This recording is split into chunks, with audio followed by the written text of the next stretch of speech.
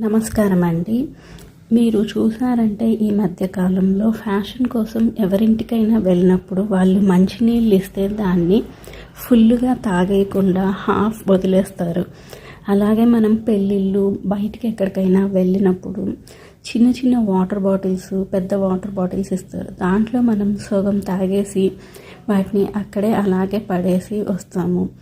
అలా మనం చేయటం వల్ల మన లైఫ్లో మూడ్ డిస్టర్బ్ అవుతుంది. దానివల్ల మనకి మనశ్శాంతి ఉండదన్నమాట.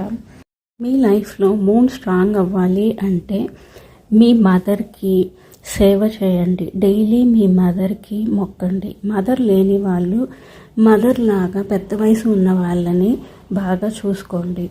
అలాగే వెండి గ్లాసులో పాలు, నీళ్లు తాగడం ప్రారంభించండి. రోజు మీ మదర్ కాళ్ళని నొక్కండి. కాసేపు ఆమెతో టైం